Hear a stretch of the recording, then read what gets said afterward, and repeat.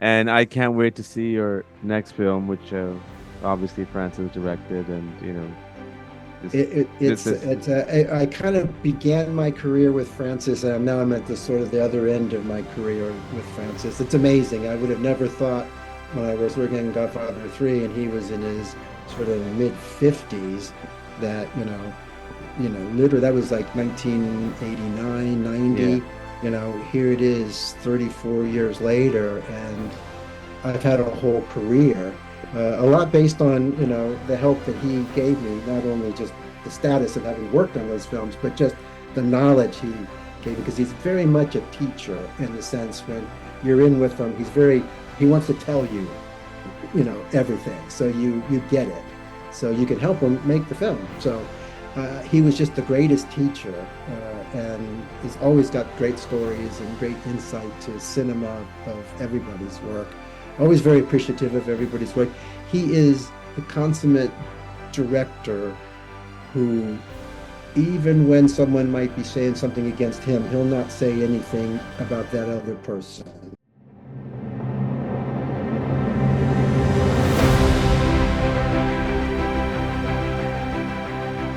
Good Yeah. to have you. It's funny you mentioned this morning that you just finished rewatching Bram Yeah, I Stoker's hadn't Dracula. seen it for 12 years. I went to a screening at the Academy in 2012, which I guess was the 20-year anniversary of the making of the film, premiering of the film.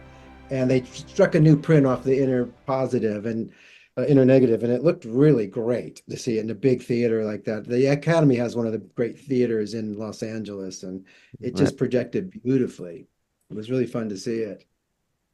Yeah, I remember watching it when it came out, and I literally just rewatched it myself. So when I got your email, I was wrapping it up, and it was just such a great, refreshing a movie to see because I had forgotten a lot of things about it. And when I first saw it, I wasn't in the film business. And then after a long time, when I see it, like just looking at it, not from a story aspect, but just everything else, a great, great film, very centered characters, really well done.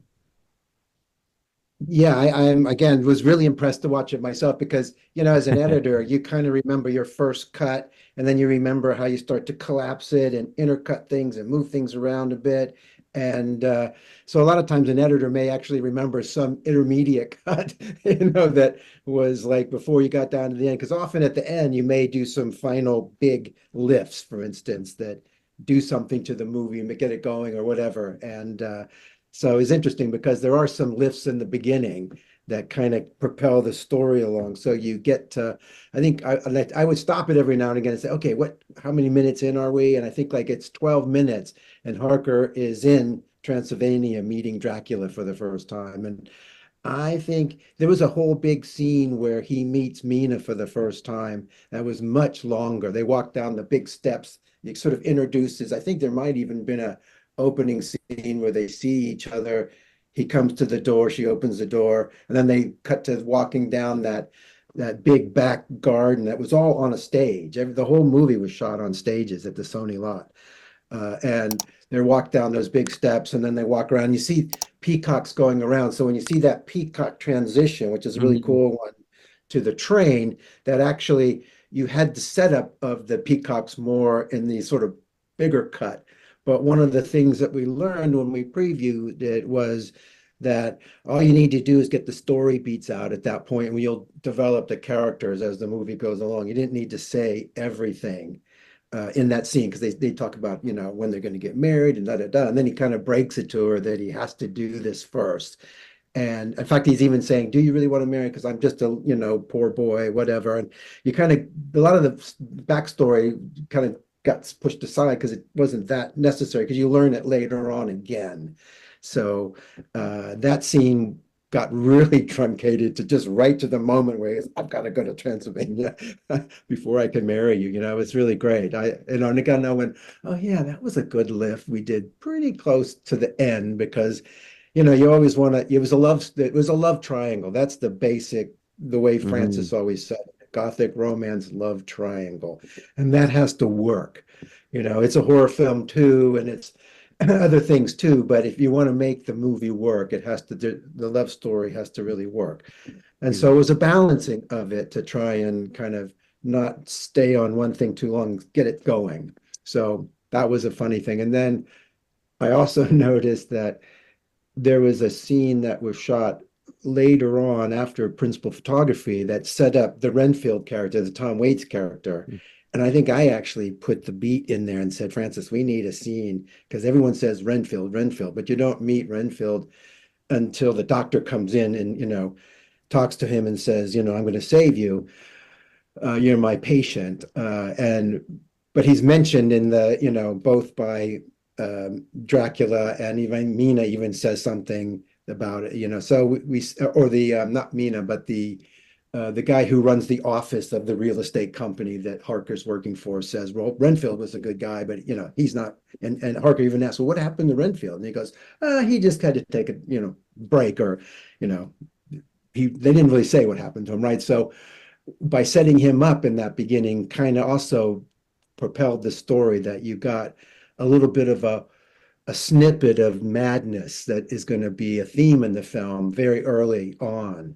So that was interesting to see. Oh yeah, I remember putting mm. that art card in and saying, "Hey Francis, we need a scene right here that sets, the Tom Waits Renfield character up." So it's interesting how, your memories kind of get weaved into, again, old cuts that you did. Like originally, Volchek Kilar's music is what we tempt almost exclusively.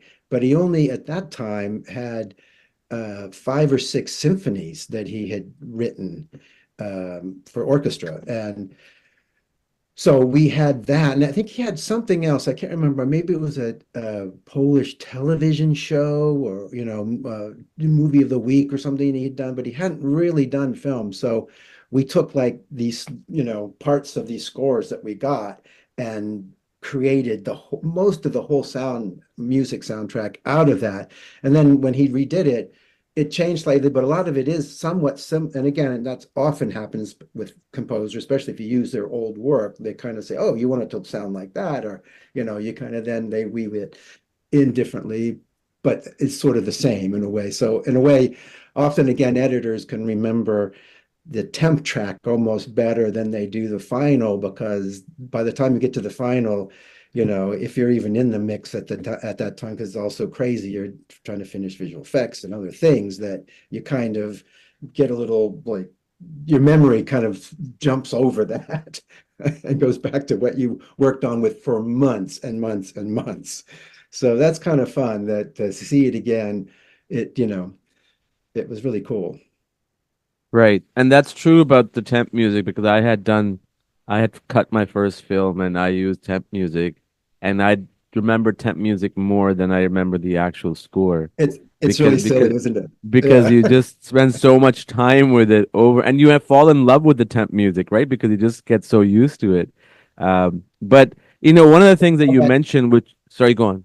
I was going to say they call that temp love, and Temp love. composers Yes. hate it because they feel every time the director and often the editor too gets really in love with it, and then when they hear something fresh and new that ultimately is much better, that you don't know it until Yeah. until like Yeah. I always say you have to put a movie in the oven and bake it for like a week, and don't look at it if you want to have a fresh eye looking at an aspect of it like the music or whatever.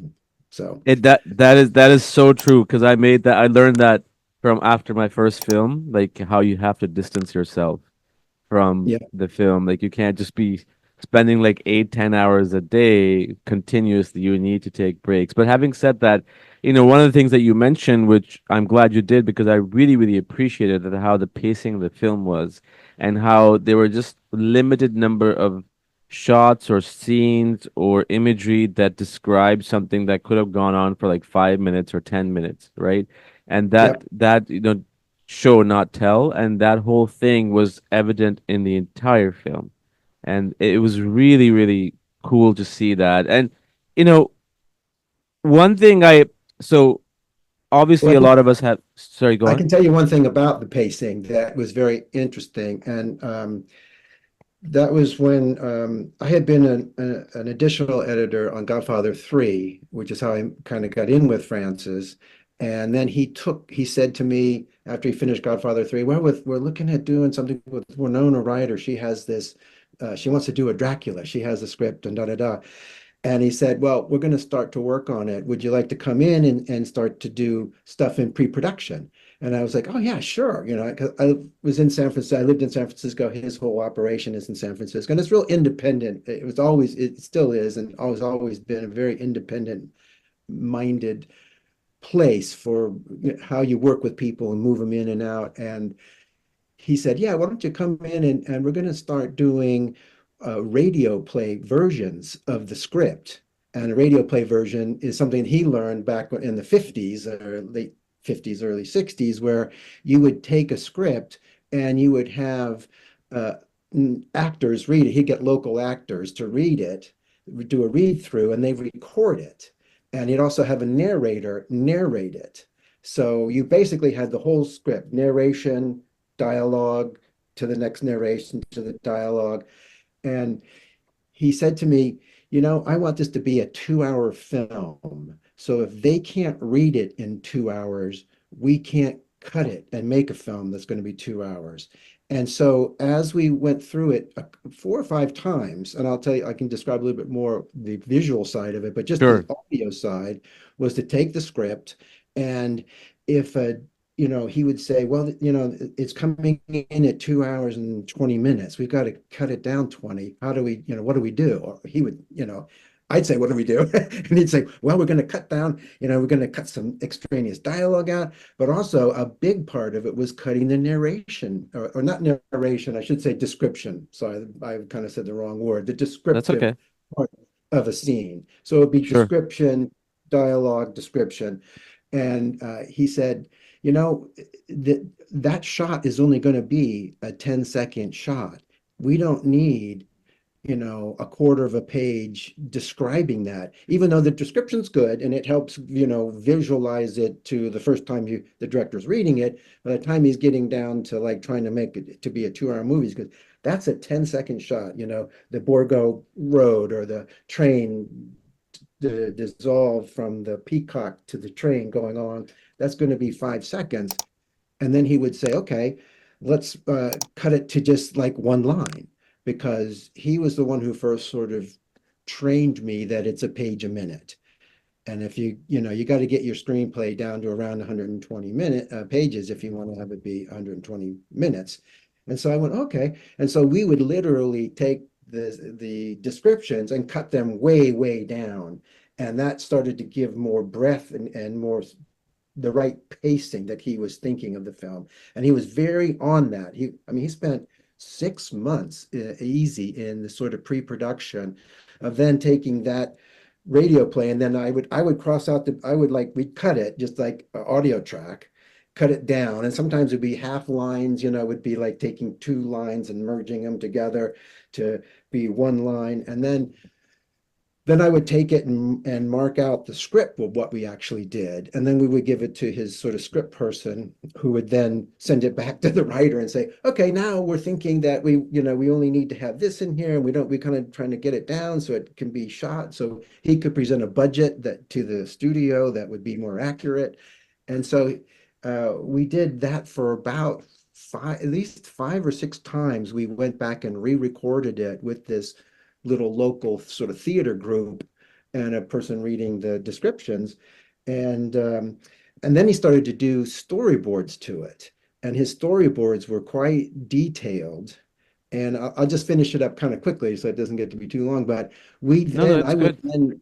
I would then on a Mavica, it was one of the original digital cameras. The digital world was just appearing at that time. And I think it was the first digital camera I ever touched, and it had a little hard drive or a little slip-in disc that you then, it was a Sony product, and it was kind of bulky and big, but we then put it on a down shooting platform, down shooter with lights, and we took every storyboard and shot them.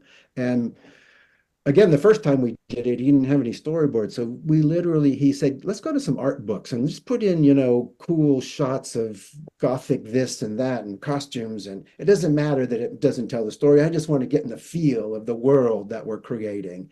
And so we did that the first time. And then he started to get storyboards going and had storyboard artists for months working on it as it kept reworking it. And it would literally, I would shoot each one. And a lot of times, if it was like a sword fight or, the pushing down of the knife into the heart or something, he'd have the storyboard artist maybe do two or three frames of it so you could almost animate it to show this is what it does, not just imagine, but boom, boom, three shots, and then we would cut it like it was animated on four or five type frame edits. And by the time we got sort of near production, he had four or five storyboard. I remember going down to Los Angeles to the Sony studios. There might even been like eight around a big table, all having their scenes to do.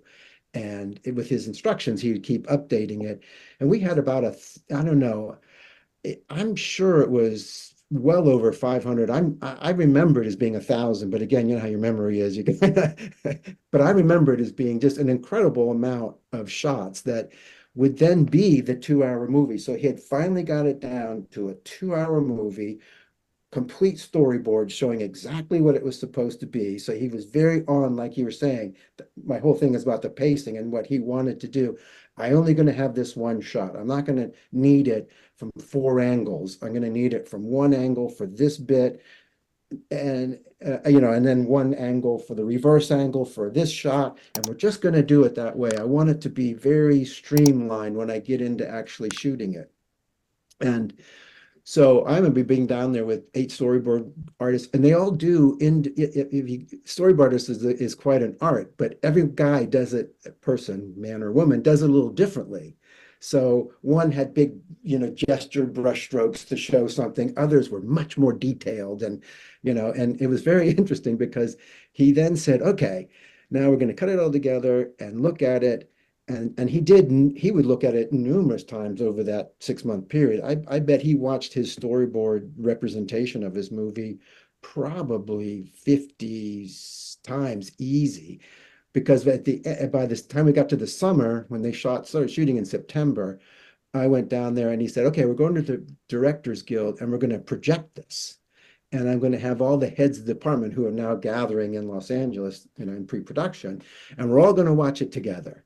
And everybody's going to see it. And I want to introduce everybody to everybody and just let them know this is the movie. This is the length. I've got it down to the exact dialogue because we cut, bits of dialogue to get it down.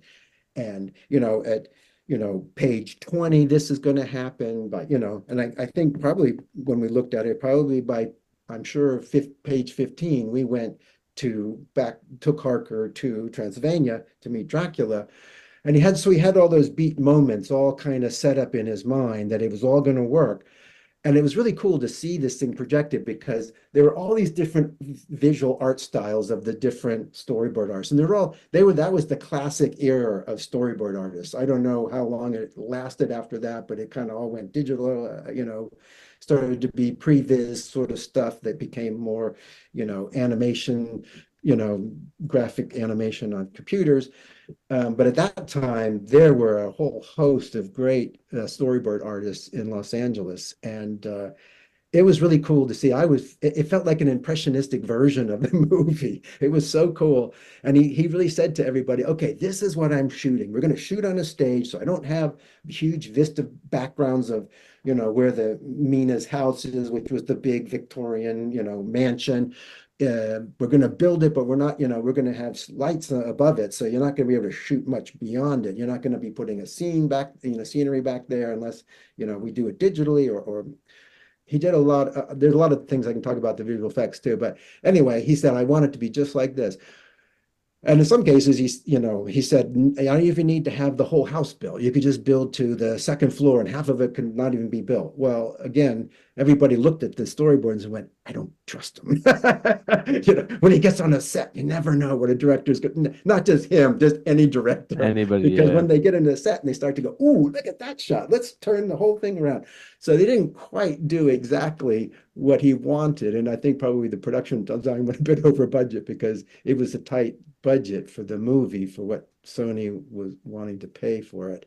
So it was interesting that and he didn't totally, he went off the map. I remember Michael Bauhaus one time going, oh, we had these storyboards all set up. Well, we get into the scene with the cinema when he goes to see the cinema, right? And he goes, and he came in that morning. I remember being down there one time when he said, oh my God. And I said, how you doing, Michael? And he goes, oh, this has been a really rough day because we had it all set up the night before in pre-lighting. When Francis looked at it and said, yep, that's what we're going to do. And he woke up the next morning and went, oh, I want to do it from over here. And he changed where the wolves came in and where he pulled Mina out of the scene and into the little corner, but he didn't want to use the corner he had set. He wanted, so you still go. What I learned was that you still are, a director's still going to improvise all the way through, but he did in that movie, he was very adamant about really having a great map and a plan to get going and to know what he wanted to shoot. So it was really a huge, for me, it was my film school. I never actually went to film school. And that was my graduate film school program was hanging out with Francis for 6 months in the pre-production period. That's incredible. Thank you for sharing all that. That's really Yeah. valuable information. And Yeah. one of the things that you talked about was um well, storyboards, right? Obviously, the thing is that it's not just in the world of film, but even in business planning or anything, it's all about the planning. And then when you have that plan, even if it improvises, at least you know where you're going instead of completely being lost in the tunnel, right? Um, Yep. I'll ask you to talk about the visual effects, but I do want to make a comment. Uh, so we all know Francis' body of work, the Godfather trilogy. One of my personal favorites, which nobody talks about, is The Outsiders. I don't know if you've ever seen it. If you haven't, I Yeah, no, highly I've seen The recommend. Outsiders a couple of times. Love Yeah, that film. I love that film. I love the book. I love the film. Apocalypse Now. What was it? Tucker with Jeff Bridges. Was it Tucker? It Yep. was called. Tucker's a Yeah, great film. yeah. Yep. But if you look at all those films, and then you look at Stoker's Dracula, the way I'm not saying they were it's different, but the editing was style was a little bit different. I mean, the pacing was different, everything, but at the same time, the core of it, which are obviously the characters, were consistent to his other work. And one thing that I really found interesting with the film, in which you kind of talked about the visual effects, the shadows that are going in the other directions, and the camera going up. Obviously you speed it up in post. You go up the stairs and you come back, and just either the point of view of Dracula. I thought that was really masterful. And when I started watching it, I was thinking about nowadays if they make Dracula, it would be like very kind of like a horror film. Like, they will try Right. to Yes. scare you, Yeah. jump scare you. This wasn't horror. No. It wasn't horror at all, and that's what I loved about the film. I think so too. Again, that's one of the things I think Francis is really great for. Whenever he goes in, it's not a genre film. He makes it his own. He makes it a world of his own. So he took what it would be a normal, because it was kind of, I mean, I remember him one time, well, I don't know if I should say this, but it's a little unfair, but he at one point said to me, well, this isn't the best Dracula script we read. This is the one that Winona Ryder wants to do. And then he made it. He kind of helped by, again, doing this process of over the 6 months working with the writer. Francis always, deferred back to the writer and said, here, we've done some lifts, we've done some changes, come, you go take a look at it, put it back into your format of your script writing program, which again were more primitive back in 92. Not even sure Final Draft was around. I can't remember what they were using, but um, and so the writer was all very involved. It's just that he was, it was like the director working with the writer, only he was doing it through actually pre-editing the movie and getting it to a pace where, when you heard it, the actors had their lines, they had their moments, it all kind of had the same fluid. But your point is good that it still feels like a lot of the scenes when they are actually into their emotive dialogue scenes could have been in Godfather 3. The same pacing, the emotional level of where he was going with the scenes. He let them play, and not a lot of cutting. A lot of times, when Dracula's on the bed with her towards the end, and he's saying, "No, I don't want, I want you," but then, "No, yeah, I don't want to kill you. I don't know if we can do this." And then they do it. Those are all. It's like 4 or 5 shots, and you could have made it 15 shots and made it a lot more cutty, and but you don't. You let a shot play. So it has a pace that is both fast and slow in a funny way.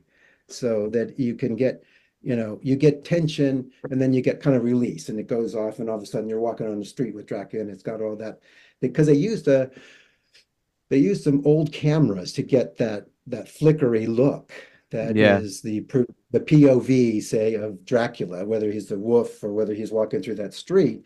That was an old camera that they used to get that effect rather than, say, pulling out a bunch of frames in post, which you could do. Uh, and I think that's one of the things that Francis was always great at. He always wanted to mix different film types of effects, like that green mist that comes into the door up to Mina, that's live. That was all done right there on the set. And the Nice. the shadows that you talked about, that's all live. That's somebody behind in an angle working it just to be so even when Drac is in Dracula's sort of count his room where he's talking to Harkin, the map is in the background and the big shadow comes up and sweeps over. They've shot it in such a way that they have an actor off to the side who can be hit with that light with the shadow to make it all the same moment. So that's all live, and including there's a shadow that comes over Mina when she's in the parlor with the other woman, and all the suitors are coming in, and there's another shadow that comes in.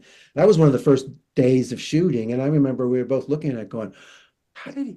Wow, he's got this shadow. We didn't really know that that's how it was going to go, and it was like, oh man, look, he's got this shadow working in here. Where is that coming from? We're always trying. The other editor and I, Nick Smith and I were the original editors that worked on it for many, many months, and then Anne Grassad came on in like May of the next year. I think it was shot in 91, finished at the end of 91, a little bit into 92, and then was released in 92, if my memory serves me right. Yeah, it was released Um, in 92 for sure.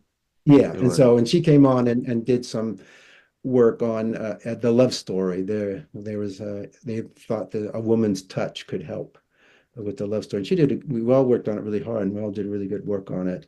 Um, with the old camera styles, there's also, when you mention his older films, One from the Heart was what he was referencing. There's a lot of the scrims also that are creating something that's happening in the background where they just if you have a scrim up and you have the foreground scene, when you hit the right light on a scrim, you then see a background that wasn't there before. And that's apparent, I think, in the scene.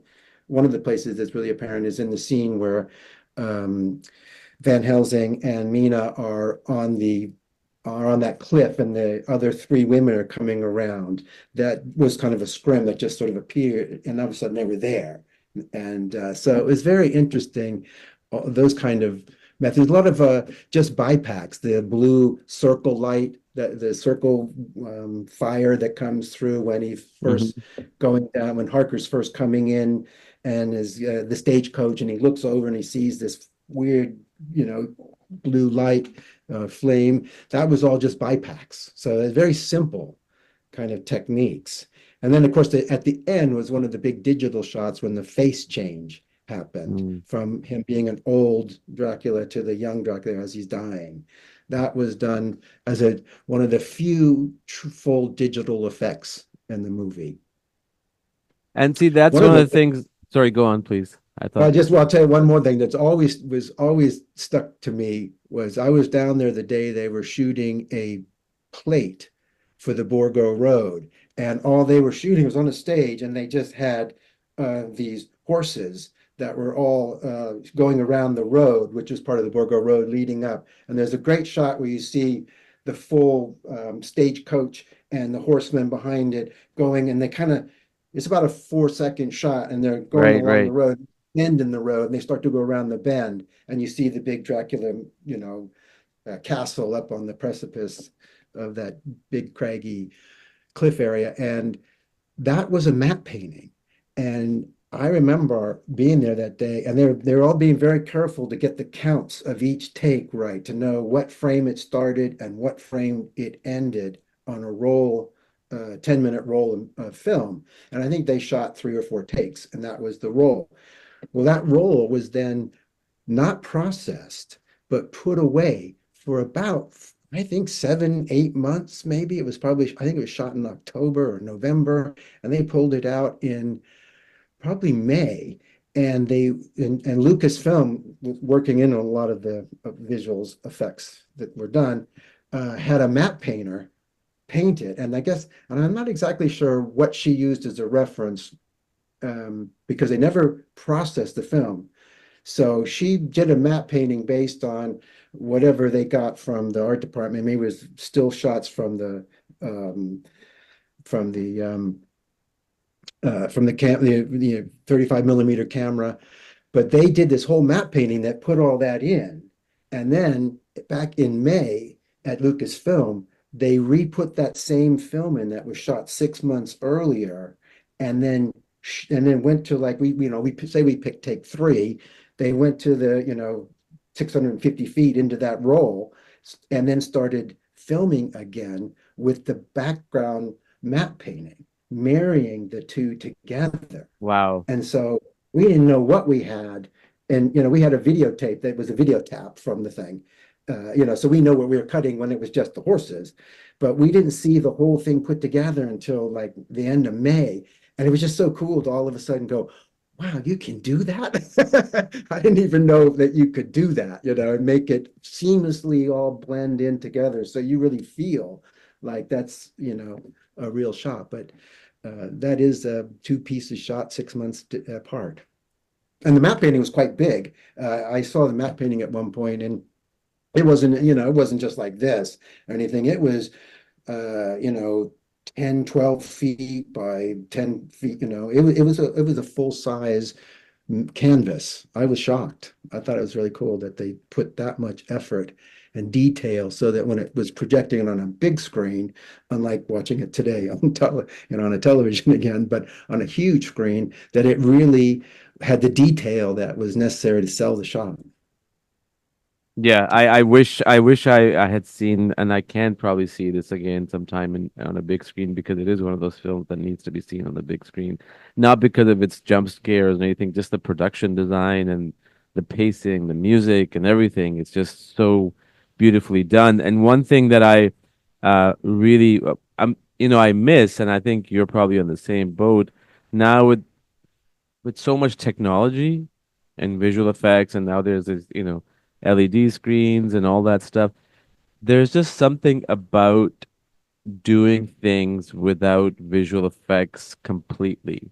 I'm not saying don't use visual effects, but Yep. I would use them too, but just to a limit. And one of the directors who's really masterful at it is Spielberg. Like, he has this way of Yes. Yep. blending, live action and Yep. visual effects, and I really miss that, and I really hope that stuff comes back. And Dracula came just before Jurassic Park, a year before. That's when the Yes. technology just kind of, shot through the roof.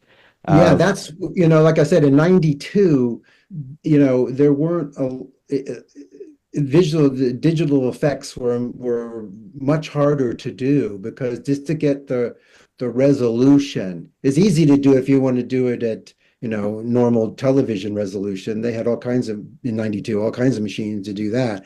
right. There's a thing called the Quantel paint box and Harry. They could do all kinds of things. But at that time, to actually do it in a resolution that was even 1K. I mean, now it's, 8K or whatever. Back then, those most of those movies would have been 1K digital effects.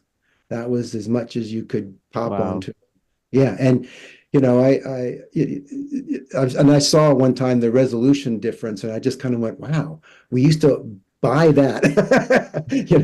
Back in those days, that was great. And we thought it was great. But when you see it in comparison to the sort of sharpness now that you have in digital effects, it's astounding how much more detail there is and sharpness and stuff. So, Yeah, there is, and I maybe I'm old school, but I still appreciate the older way of doing things. oh, I Don't get totally me do. Yeah. right. Don't get me wrong. I'll watch it, but there's just something like nowadays, like when you watch this visual effects, like a blast going off or something, you just kind of like, okay, here we go again, right? Like, but when you see it like really raw, it pulls you in without you probably even knowing it, and that's the beauty. Well, I just worked on Megalopolis, and Francis did the same thing. He wanted to do basically as many things as he could do as live as possible. And that was one of the problems I think he had with the visual effects department was originally was that they kept saying, "Oh, you could just do so easy in digital effects. Why are we doing this? We could do that.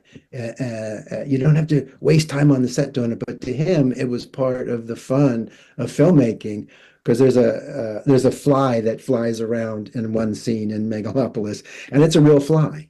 And they were like desperate to say, no, no, Francis, don't do that. Don't do that. And he was going, no, no, this is the way I want to do it because I want my actor to interact with this fly. And we'll just take our chances and shoot it a bunch of times. If I'm willing to sit on the set and get it right. And in that particular instance, I think much of the chagrin of the visual effects department, I think it was take two. And the fly did Oh, exactly really? it was interacting with Adam Driver, did exactly what we wanted it to do, and we only did about three or four takes. That was it. That's awesome. I saw the But other ones trailer. do take a long time. I'm not saying that other ones No, no, that I know, I know, yeah I know. definitely But I took. did see the trailer for that film, and it looks amazing. And I think it's still seeking distribution, right? I know it premiered at No, cons, and it's it coming out has. in September, but yeah, yeah, it's We need to talk about that when that comes out. late September. Yeah. Um, No, so that's awesome. I would love to talk to you about that when that comes out. okay, yeah, I'm let's do looking that. forward to it. Have you seen the series Offer? The Offer?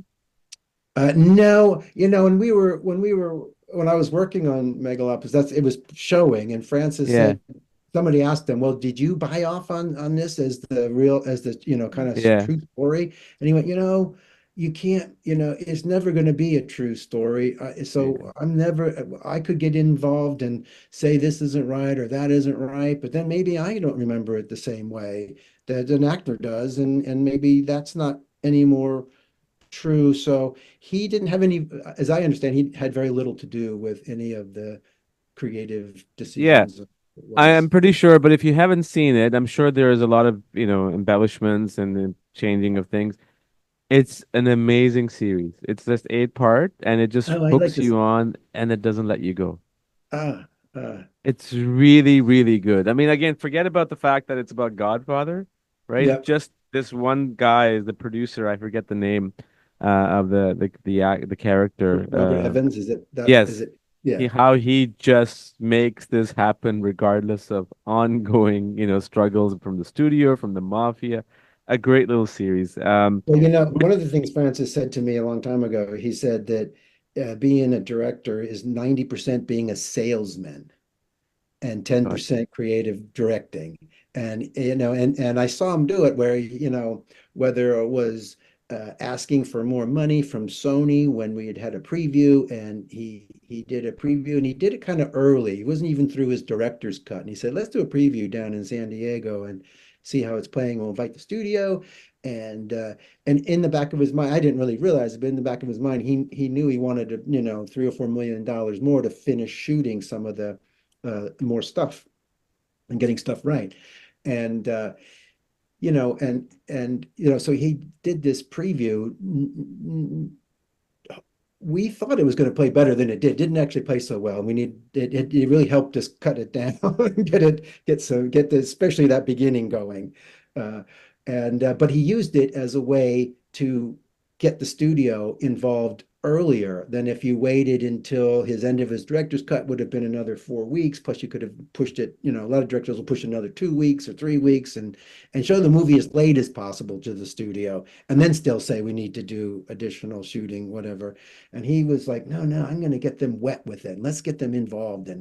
And I'll never forget, we did this preview down in San Diego, and then we all flew back up really early the next morning, and he had his private jet. And he had already come back or whatever, and he already had like he's really good at notes. So he would type out notes, and we were in his the eighth floor of the penthouse of the Sentinel building in San Francisco, where his offices are, and that's his private residence sort of area. And we were all sitting under. There's a dome there. And we were all sitting under this dome. It was just Nick at that point, it was just Nick and I, and the two producers and Francis. And the dome has like individual little motifs of the different films that he's worked on. So, it's kind of a fresco kind of thing where someone has gone up there and painted on the plaster. And there were like 10 films there. And anyway, so we were sitting there, and I'm reading 5 pages of single note, single line, not even double line, just single line notes. Boom, boom, boom, boom, boom. And some of them would be as little as we need to take about 5 frames off of this shot. It was very specific in some parts. And other parts is like, we need to figure out how we're gonna make this happen faster or whatever. Anyway, we're sitting there looking at it, beginning to go through it, and then he gets a call from the head of Sony Pictures. And the one of the producers at the time said to Francis, "Hey, it's blah blah blah on the phone from Sony. Do you want to take this?" And he looked at me and he went, "Yeah, I want to take this." And he looked at me and he says, "Watch me put my producer hat on." And he kind of gave that little thing like he had a cap, imaginary cap on. And he goes like this. Right? And then he gets on the phone, and it was a masterful job of selling them on the additional shoot. And it wasn't long after that before he would say, "Okay, we got the money. We're gonna, blah blah blah."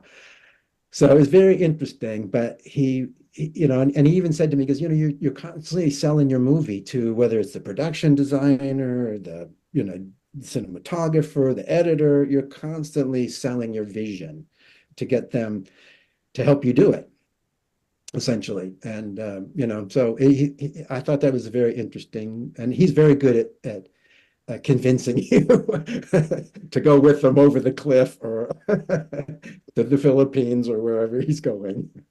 No, it certainly is an art, and I have, when I made my first film, well, I started working on it about 12 years ago. And the first film that you make, it's all about creativity, right? And when it doesn't go anywhere, you're like, oh crap. It goes somewhere, but not the way you envision it. But now I've realized in the last 5, 6 years that selling, I'm not saying creativity is not important. I know that as a creative individual, the director, I know what I want and I know what I want to do, but the selling part is the part that takes you that this is what you want to do. And it's so freaking important. Yeah. It's so true. It's so true. It's just probably the most important job on the film as just because if you don't have the selling angle, then nobody's going to make it. Nobody's going to back it up. Yeah. Well, one thing I can say about the editing of the movie too is it was done on an early digital editing system, which is how I kind of originally got into Zoetrope in the late 80s. I was a young San Francisco independent editor cutting music videos and commercials. And I had gotten on to working on a system through a company that I kind of had a relationship with that was called the Montage editing system. And it was before the Avid. It was the first, George Lucas had one called Edit There was one called Edit Flex. There are 3 or 4 Right. CMX, which was the online editing system, which I used to do when I first got into it. I was an online editor. CMX had one called the CMX 6000. There were a bunch of them. And all of those systems, I think, used laser discs. So you had to print your stuff on laser discs, and there was they had some limited problems with them. Um, one being how much you could put on a laser and how many lasers you could hook up to a computer so that they could, go from one cut on one laser disc to another cut. You'd have the duplicate lasers. Well, the Montage realized that when they first started to make a front load Betacam, which is the VHS and Betacam, were the two monsters fighting it out in the digital or the cassette world. And the first one that came out was a Betacam. So when it front loaded, it kind of would load up properly. So you could put a rack of I think there was 16 beta machines, all in two racks, and all would have the same material. And it was a high, try to do it at the highest quality. So it'd be 2 hours per tape, but every tape had the same 2 hours. So, and it was very revolutionary because it also used digital frames to actually edit. So you had this big kind of monitor setup thing with two monitors and then a bunch of low monitors that were very small little typical television monitors that when you said, I want to make an edit here, it would do a digital representation of 2 seconds either way of that cut point. So if you wanted to adjust the cut 5 frames, you could literally see frame by frame what you were doing as a digital reference and go boop, boop, boop, boop. Oh, I want to cut right here. The eyes open or, the gunshot the arm just goes out to the right point. You could easily see that and make that cut. And it was a revolutionary system that I kind of helped bring into Zoetrope for Godfather 3. And Godfather 3 was one of the first really big films that ever did edit digitally. Walter Murch was the only editor on that movie that actually worked on film. Everybody else was working, Barry Malkin and Lisa Fruchtman and myself and another additional editor are all working on these couple of montage machines. And I had set that up a couple of years earlier there because at one point Francis was helping Roman get into the film business after he just got out of NYU. And he said, let's make a low budget film and we'll test out some of the new gear that's around. And he said, this is one of the new pieces of gear. So I happen to know the director of that film. It was never actually sort of released. It didn't quite work out so well, but it's called Smash, Crash, and Burn. And it was actually written by Richard Shepard, as I think one of his first scripts that he ever wrote coming out of NYU. Anyway, and another guy or two writers. Anyway, that got me into Zoetrope, which then we did another low budget film called Spirit of 76. And then that ended up, which again, Roman was the produced, I believe. And then I got on to Godfather 3 when he said, oh, okay, now I've seen it work. We were able to do what was hard back then was because the video speed and film speeds are two different things. Don't need to get into it, but they don't. If you line up a 10-minute roll of film that's playing the same thing that you have on videotape, the videotape goes longer, runs out of Hmm. sync to the picture. And so I think it's that way. One goes out of sync. So you have to about every I think within about 50 seconds, you really start to see a mouth go out of sync. It gets a frame or two out. So it's Like a it big drifts adjustment. basically. Yeah, it's a Yeah. whole big thing, but I managed to get it to work with this system. I proved to Francis on these two little low budget films that he did that it worked. And then he said, okay, we can use it to Godfather 3. Because on the one for Spirit of 76, again, a Zoetrope production, we were able to actually mix to the videotape, which meant we knew that the videotape was going to be exactly when the cut negative was actually cut, was going to sync up. And so we could then take the mag track from the end of that mix section, put it up on the against the film, make a print, and it would all be in sync. The end pop would be whoop, at the end would be in sync. And I proved him that that worked, and he was knocked out because he had tried many over the years, like especially I think in One from the Heart tried to do a digital editorial, electronic editorial edit, and it just didn't work. It was all out of sync. Nobody could get it to work. So anyway, this system called the Montage, which had these 16 decks all lined up, and you'd hear them rack up. Like if you said, "Okay, let's play," from here, you could hear them all go boom, boom, boom, boom, boom, and they all lock in. And then the first one would play the first edit, the second one would be already lined up to do the second edit, and all these edits would be all ready, the first 16. And then by that time the 16th was done, the first one would get a chance would race down. As soon as it did its little bit, it would then race down to get part 17. And you could, unlike some of the other laser disc systems, you could play a 10-minute reel, which is the way film used to be done. You always would cut, a negative was always cut in 10-minute reels. So you always sort of edited in 10-minute reels, as well as on a flatbed. You cut in a 10-minute reel because on a flatbed, it's a 20-minute reel of film Mhm. is too big. to have a soundtrack and a music track as well, just too big of space. So it was all done in 10-minute reels. So you could play 10 minutes all the way through without having to stop and let the things rack up and catch up. And that's what Francis loved. He loved it that you could do that. And so it was, as well as Godfather 3, Dracula was again a very early digitally cut. And that was totally cut digitally. Uh, there was never cut on film. It was just conformed. And back in those days, unlike later, 10 years later when I was doing it, you just didn't even bother conforming a work print. You just went to the negative and cut the negatives. You knew it was going to work. Back then, it was still like, let's make sure we have it right. Let's cut a work print together and then put that against the sound that you made off of the montage, because that's how you had your sound. And then you would project it and go, okay, that's the movie. And that was the preview that we did down in San Diego was the mix out of this little montage machine, which had 4 tracks, I believe, and a work print cut from the negative and sunk together and projected. And it was about 2.5 hours long, I think. It cut down about 20 some minutes, I think, in getting it to be the right pace.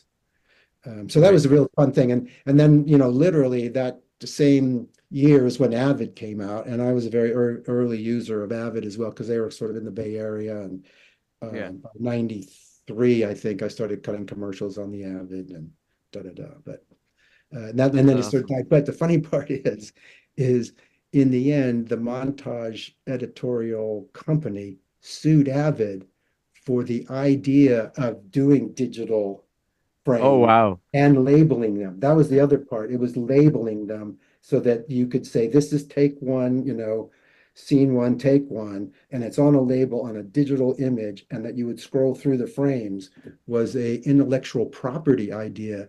And they won a pretty good lawsuit from Avid. Oh, they won it. They won it. Oh, As wow. that's my memory anyway, is that That's they were crazy. able to put the whole company to bed based on the fact they won a lawsuit. I mean, you look at now DaVinci, Premiere, Avid. I mean, they all pretty much use the The same same thing. And I thing. That's and yeah. I think Avid just got bought out. They were not doing really well, so they were sold to I some I holding think company, I so. think. As Yeah. an editor, one of the interesting things in my career is that between 1979, when I sort of started editing, the first thing I ever did, to 1992, I must have learned 5 or 6 different systems. From the CMX system. There was a bunch of little offline systems that did what I call the whack pack technique, where you just use control track editing that didn't actually use time code, but you burn time code in. So later on, you take a pencil and literally figure out what your edit is. But at the time, you're just using control track editing. I call those Wow. whack packs. And most music videos cut between 1990 or 1985, when music videos really started taking off, till probably until the Abbey came out in 93, 94, were all cut on these little whack pack systems. But there were other systems, or the CMX Right. 600, 6000, all kinds of systems. And anyway, so it started when I started working on Avid in 1993. It's been the same machine ever since. And I would have never thought that, having learned 6 different systems to get to that point, that now if anybody that knew Avid, learned Avid in 93, could sit down to an Avid today, and it's not 4 tracks, it's a million tracks. There's not 2 or 3 picture tracks, there's 100, but essentially it's the same box, same Yeah. program. Yeah, 100%. And one of the things I wanted to make a comment on is Godfather 3. We can talk about this some other time, but just to kind of make a comment, I don't know how much work you had done on it, but for me, I know a lot of people give um, hard time to the Godfather 3. They pretend that doesn't even exist because the first and two they First, or, consider the best, right? The yeah, first one, the second one. To me, the third one, the one thing that wraps up, it's okay. So the third one, the way it ends, right? With on the yes, yeah, staircase and yeah, that entire scene is pretty much for me when I remember I watched it in order like one, two, and three, was the whole crux of the family. Like this is what yes, happens when you spill blood, one of yes, your own daughter. yeah, And I really, really love. Godfather 3 for that particular reason. I'm not saying anything else wasn't good, but that scene really took that film to another level. And I don't know how people don't see that, but Yeah. it's just amazing. Interestingly enough, I what we will digress. We don't shouldn't digress too long into Godfather 3. But I, when I was working on it, and I worked on it for about 5 months. Um, I we went to a screening where Francis went up to George Lucas's ranch and said, "I want to watch one, two, and now three," because he was just finished, had done a cut that he was ready to screen. I want to see them all three together to see how they line up, just like you said. And we Mm, did that. He also had Al Pacino come in because he was ready to loop for the third one, and right. he that's when Walter first, because it must have been in August, because I think that's when Walter came on. Walter came to see it for the first time, and then George came in for the third one. But Francis wanted to see all three, and he invited everybody. He said, "Hey, if you want to come watch all three, I'm going to watch all three. I'm going to start at 9 o'clock in the morning. We're going to watch the first one, then we're going to have a little lunch, and then we're going to watch the second one, and then we're going to have a dinner, kind of and then we're going to watch the third one." And we did. And I think I and the other additional editor were dying to do that with them. So I think we sat for the first two, and then all of a sudden, while we were sort of all beginning to have a bite for a little bit of a dinner snack kind of thing, all of a sudden Walter walks in, George walks in, Al walks in, and then we sat down and we watched Godfather 3. So it was really interesting to see, like you said, and it does culminate to, like you said, a real moment if you see the progression of all three at that end scene. It And is. It is. Walter did one great thing in that scene too, is that he said to Francis, because as we were cutting Al was projecting his sadness with a lot of moans and stuff, and it was really interesting. And it was because it's a fairly long moment, it got to be a little monotonous, and it was great. Walter said, "Why don't we just cut that out? Why don't we just have it be silent at that moment? It'd be much more effective." And he was really right. When we saw it that way, it was like, "Oh wow, that adds another level of it." You strip away the sound, then you're just on his face and it becomes the classic cinema sort of sad face thing, and it plays really well. So I always credit Walter for coming up with that idea. Well, I mean, he's the father of editors, right? He's the best one He there is. is. I learned a lot from working with him in that at that time. He was a pretty Mm. interesting character. But again, cutting all on film, so he had. Well, we shouldn't go into that. It's another whole thing. Yeah, yeah, Back to absolutely. And Dracula. no, Um, go on, sorry.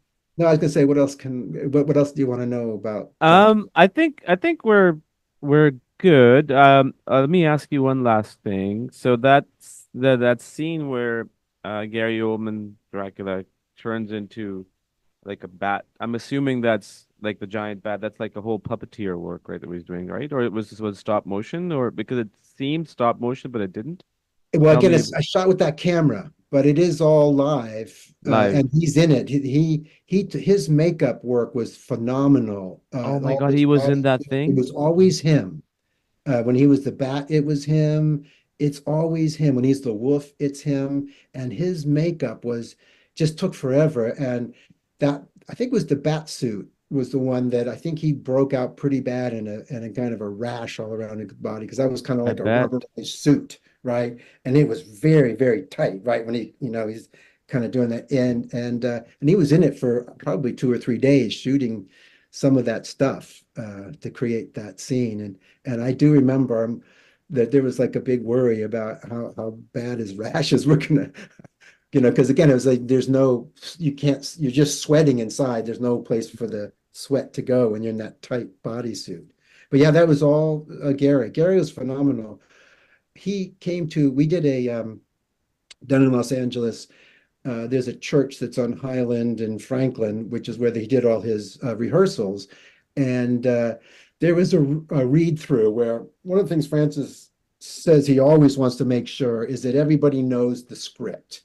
And so after he had Marlon Brando show up on Apocalypse Now and not having read the script, which is the big thing, he always said, "I always want to do a table read with everybody before we actually shoot, so I know everybody has heard the script, everyone has read it, been a part of it, said their lines, just to get and everybody, so I know everybody knows they know the script." and Mm. uh, and they can have questions. If they have questions, big questions, ask them now, right? Don't wait till you're in a costume and it's all hot and all the lights are on you. But to say, I don't get this. If you don't get it, say it after this read through. And some of the actors were kind of doing it their big, the way they were going to do it. And Gary just didn't give anything. He just did it totally flat and totally straight. And I was so amazed when all of a sudden he's Dracula in those scenes. And one of the first scenes that were shot with Dracula and his full outfit was the opening scene where he comes to Harker and Harker's having dinner and and there's again the big shadow stuff, and it's the big photo or the big map of London Mhm. where he's going to go behind him. That was one of the first scenes, and we were just knocked out when we saw what Gary was doing. We had no idea, and that was very cool. I thought that he held back. He didn't go he didn't do any of that. It's very straight. I thought Well, that he's was a phenomenal. Yeah, he's a phenomenal actor. He's a phenomenal yeah actor. I mean, look at his body's work. Um, but this has been great. Thank you so much. I mean, I just want to sort of point out some of the films that you worked on. I was going through your IMDb. Obviously, we talked about Con Air. You helped on The Rock, I think, with Richard Francis yeah. Bruce, if That's I'm not I that was my mistaken. intro to Michael. Intro to Michael. And then obviously Armageddon. And then I'm just looking at your Transformers. You even helped on Tropic Thunder, which was a great film, by the Which way. was really fun. I worked on Yeah, the director's cut for about half of it. Yeah, it was fun. yeah. And I can't wait to see your next film, which obviously Francis directed. And, this, this is, I kind of began my career with Francis, and now I'm at the sort of the other end of my career with Francis. It's amazing. I would have never thought when I was working on Godfather 3 and he was in his sort of mid 50s that, literally that was like 1989, yeah, 90. Here it is 34 years later, and I've had a whole career, a lot based on, the help that he gave me, not only just the status of having worked on those films, but just the knowledge he gave me, because he's very much a teacher in the sense when you're in with him, he wants to tell you, everything. So you get it. So you can help him make the film. So he was just the greatest teacher, and has always got great stories and great insight to cinema of everybody's work. Always very appreciative of everybody's work. He is the consummate director who, even when someone might be saying something against him, he'll not say anything about that other person. He'll just let that ride. He's very gracious, a wonderful person, and just like the best filmmaker, one of the most creative. And I've worked with a lot of different directors, and I'll always see him as being one of the most creative, ready to take a left field idea. Like I said, even though he had those storyboards all lined out, if a left field idea came out of somewhere, he would take it and go, yeah, let's try that. And letting actors do their thing. I remember I was one time with Anthony Hopkins. I was the emissary. We were cutting in San Francisco, but it was shot down in Los Angeles, all on the stages at the Sony lot. They took the biggest stage to create the Borgo Road, and they made it circular. So the road never ended. So he could continue to shoot that whole fight scene and keep the horses going, because turning around, funny enough, one of the big drawbacks of horses and carts is trying to turn them around to go back and do it again. And this way, he just always had them going one direction. And if they stop for a cut, they're ready right there, ready to go again. But I was in the, so I would go down about every 2 weeks and show him what we were cutting and talk to him about it. And so one time when I was down there, I was in the Silverfish, which you've probably heard of. That's his mobile home hmm Airstream that he's always had with his editing, kind of again the whack pack editing stuff, where it's just total control track, just total, boom, boom, boom, very slam dunk kind of editing system that he had in there. And I was in, and he also has his feed, so he could be in there actually, you know, directing from there when he wanted to. And I remember uh, he said, "Oh, why don't you show Anthony some takes?" And so Anthony came into this Silverfish, and I was in there. I was all nervous talking to Anthony Hopkins for the first time, thinking, "Oh, this is a huge actor I love. He's such a great actor." And he said something really interesting. Said, I'm not getting a lot of direction from Francis. I thought he would be like, and he's always been the actor's director. That's what he came in thinking, and what did that mean? Well, it really meant that he didn't give a ton. He gave everybody the world. You've got a great costume on because you got a great costume director. You've got a great, cinematographer who's shooting, giving you great lighting. He's giving you the world to be in, and he wants, he hired Anthony to give it a go, as opposed to him trying to micromanage an Anthony Hopkins performance.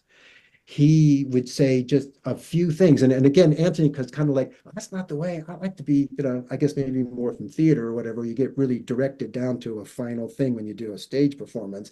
It was more, a little bit free form. And he would kind of go, whoa, okay.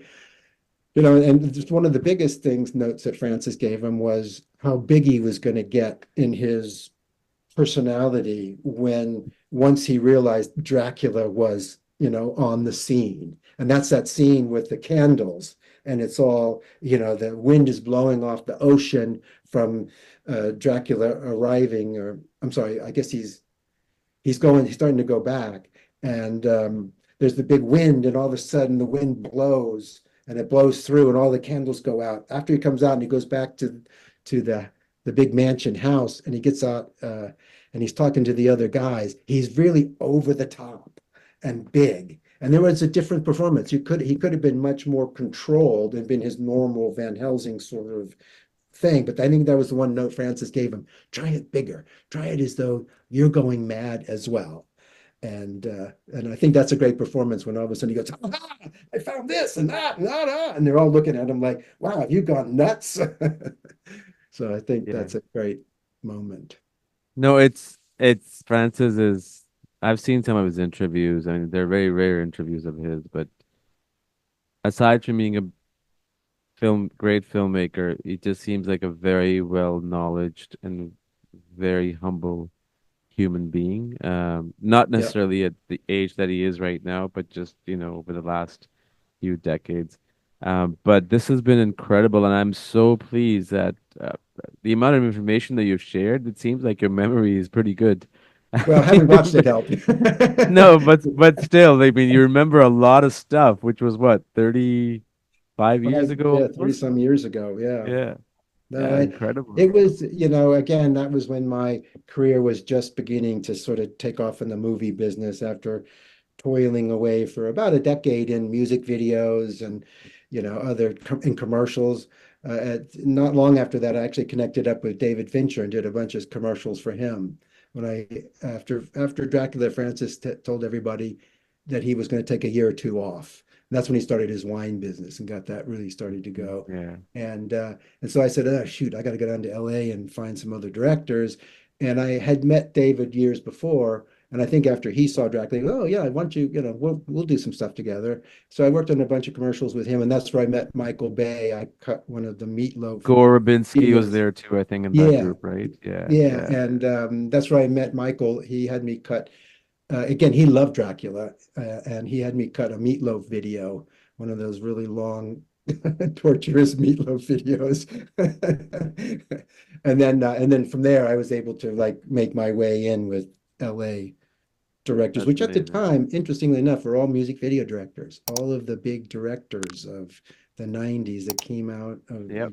that, became the directors we now know were all music video directors, and they're all working out of propaganda.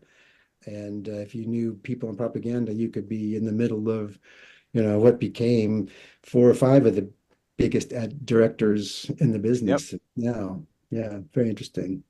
All right, 100%. well, 100%. let's do Well, Con Air next then. I'll do Con Air in sometime I'll be back in the US in sometime in September, and I'd be sure. happy to do Con Air. I would love to. Thank you But so Simon much for West is sharing another that. one of my favorite directors. I love Simon. Simon West is great too. I really appreciate your time and your knowledge and everything that you've shared. I mean, I've obviously on a learning journey myself, so thank you so much for everything that you've All shared. right, well, cheers. Thank you I so hope much. this Looking wasn't too forward to long. You talking could to you. always edit it down. No, no, no. I'm not cutting anything down. I think this was great, and I look forward to talking to you about Con Air and Francis Ford Coppola's next film. How do you pronounce it again? I'm gonna butcher it if I say it. Megalopolis. Megalopolis. Yeah. Megalopolis. Okay, perfect. Thank you so All right. much. Well, cheers.